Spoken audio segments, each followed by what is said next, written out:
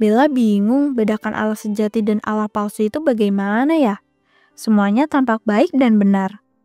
Kalau aku lihat Allah palsu itu maunya menang sendiri dan mudah marah. Hati-hati, dalam gereja juga ada Allah palsu karena yang diajarkan berbeda. Beneran. Alkitab mengajarkan Allah yang mulia, sifatnya suci dan kasih.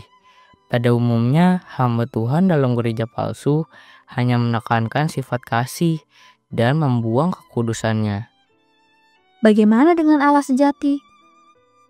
Allah sejati mudah disakiti, rela merendahkan diri karena kasih yang besar, tapi tidak mengobrol kasih. Oh, jadi Allah sejati itu malah yang rentan untuk disakiti. Benar, karena cintanya yang besar, aku terharu akan kasihnya. Mau terus mengenal Tuhan yang mulia dengan melanjutkan perenungan mengenai aliran-aliran air hidup. Shalom anak-anakku sekalian, hari ini kita akan mendengarkan renungan dengan tema aliran-aliran air hidup yang diambil dari Yohanes 7 ayat 31 hingga 44. Mari kita bersatu dalam doa. Tuhan, nyatakan kuat kuasa-Mu, berilah kami aliran air hidup itu, Engkau adalah sumber air hidup kami. Pimpin kami dalam mendengarkan renungan ini. Amin.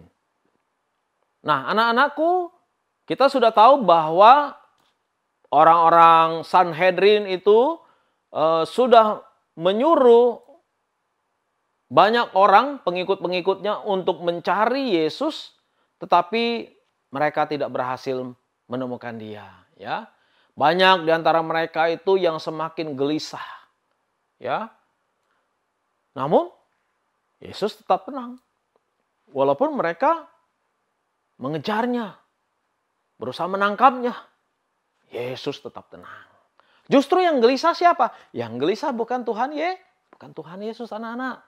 Yang gelisah adalah orang-orang yang mencari dia karena mereka belum menemukan Yesus. Mereka merasa gagal.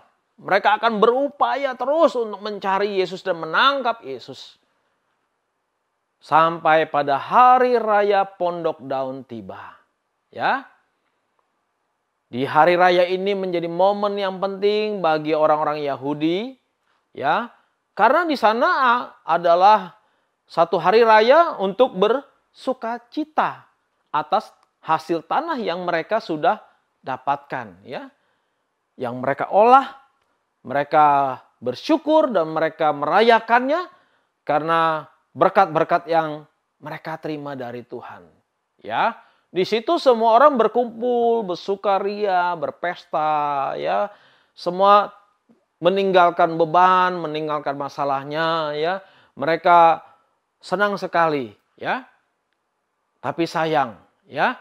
Puncak daripada perayaan Hari Raya Pondok Daun ini harus selesai dengan hal yang mengenaskan. Hal yang tidak enak karena nanti di sanalah Yesus akan memulai penderitaannya. Di sanalah Yesus akan ditangkap dan diadili, ya, bahkan kemudian akan dihukum, ya.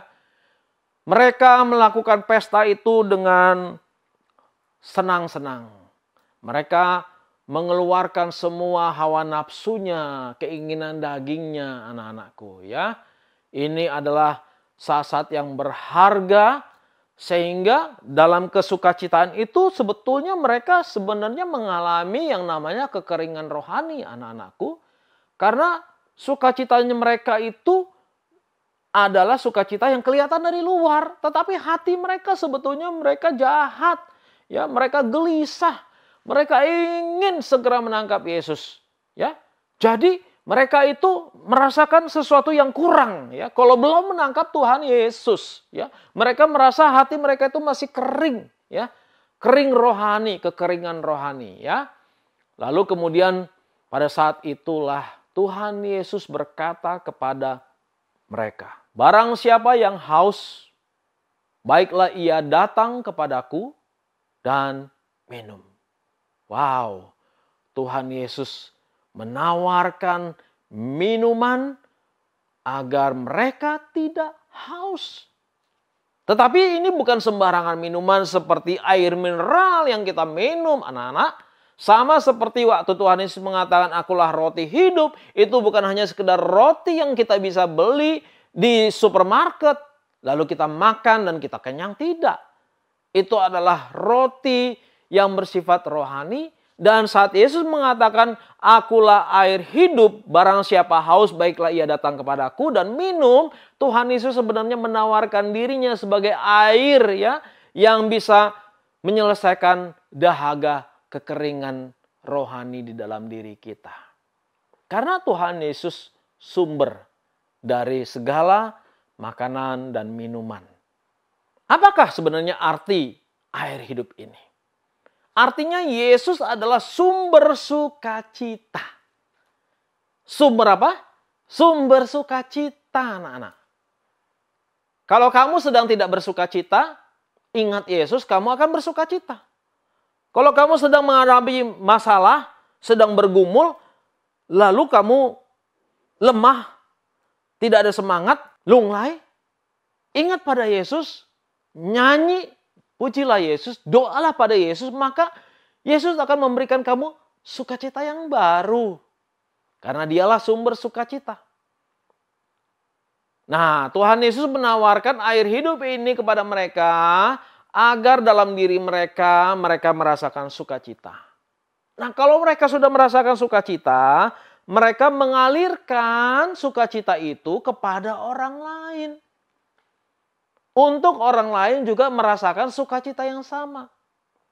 Orang lain yang sedang masalah, sedang pergumulan, berbeban berat, karena kemiskinan, karena berbagai hal dalam hidup mereka, mereka kemudian tidak lagi haus, tetapi mereka kemudian menjadi sukacita.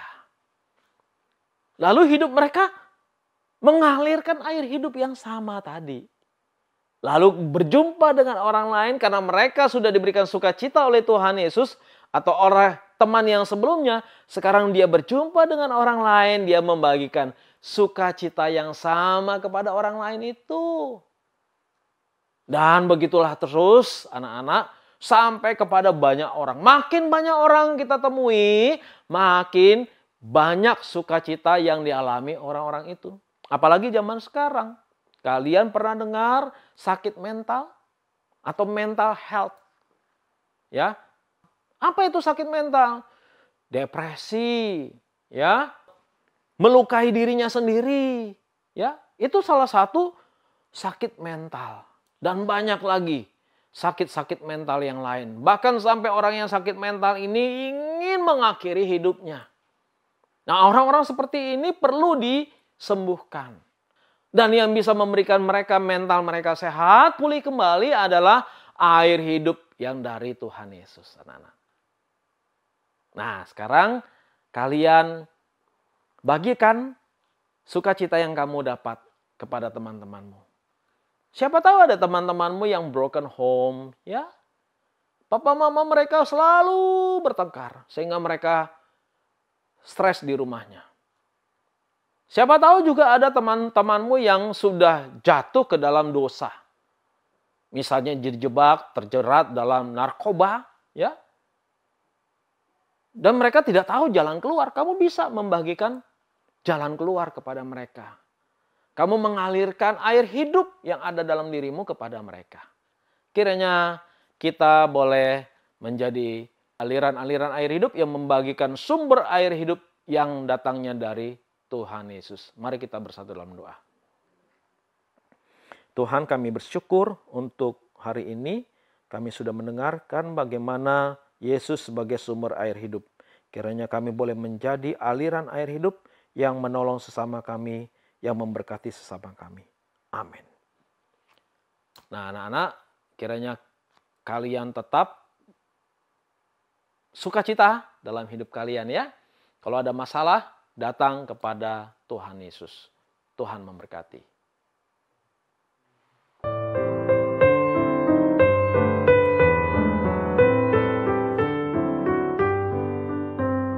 Aku takut jadi orang buta. Loh, kamu kan bisa melihat. Maksud aku, takut seperti orang Farisi dan Saduki yang pikirannya dibutakan akibat ketidakpedulian terhadap ajaran Yesus. Aneh juga ya, sudah jelas-jelas tertulis larangan dalam hukum Musa untuk tidak membunuh, malah mereka mau membunuh Yesus yang selama ini mereka nantikan. Lebih celaka lagi, undangan Yesus yang menawarkan kepuasan sejati malah ditolak mentah-mentah. Oh iya, dalam ayat 37 Yesus sampai berseru, "Barang siapa haus, baiklah ia datang kepadaku dan minum." Memang hanya Yesus menjadi sumber air hidup dan bersedia tinggal dalam hati kita. Kita perlu berdoa minta Tuhan memberikan kehausan supaya disegarkan. Mari semuanya, jangan ragu. Kita minum air yang melepaskan dahaga, menjadikan hidup kita berkelimpahan. Kita terus berada dalam aliran air itu dengan membaca Yohanes 7 ayat 45-53.